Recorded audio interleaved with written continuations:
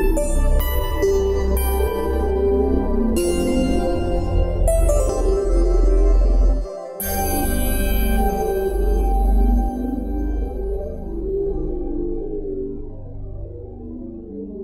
still so much mythology around mental illness and fear and apprehension that one of our tasks we see is to really reduce some of that mythology.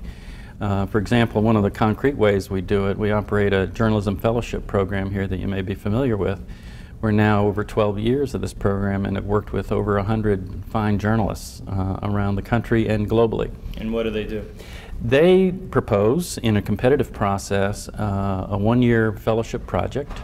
They are then reviewed by a three-stage review we do internally, and at the end of the review 6 journalists are selected nationally.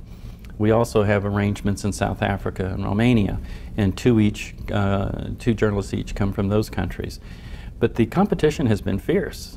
We have had on average over 100 applicants for the 6 slots. Oh, that's good news. That's very good news. It's very good news when a lot of fellowship programs are having a little less responsiveness. We do a few things differently. We don't ask them to leave their newsrooms or their station. We want them to stay there and conduct their project while they're working. So they become also a resource person in their newsroom or wherever they work, their work domain. Resource on mental health topics. Right.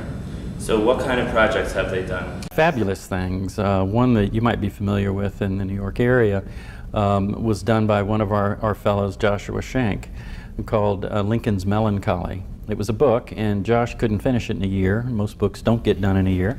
It took him a little while to do it, but it was a brilliant piece. And it chronicled the life of Lincoln and his struggles with depression. He struggled with depression his entire adult life, and how he actually used his depression in an effective way to help him be better at what he ended up doing, which was leading this country in one of its most difficult periods. Yeah. It's a very inspiring book in some ways. It talks a lot about the challenges that the president faced, but also how he used all of his capacities to overcome them and become a phenomenal leader.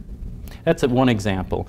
We have another book that was done by a local man, John Head, called Standing in the Shadows, Black Men in Depression. African American men seek help the least of any single group in the United States. And John, who was a first-rate journalist, also decided to talk about his own struggle with depression, which he brought out in the book. It's a very personal story. He is an African American. And his book has gained tremendous resonance in that community, and I think has done a tremendous public service with it. We had a journalist in Dallas, Texas, who did a series of articles on homelessness, and as a result of that, their county commission put $10 million into programs for homeless people. So it can have a real impact, and we've been very proud of the work of our journalists.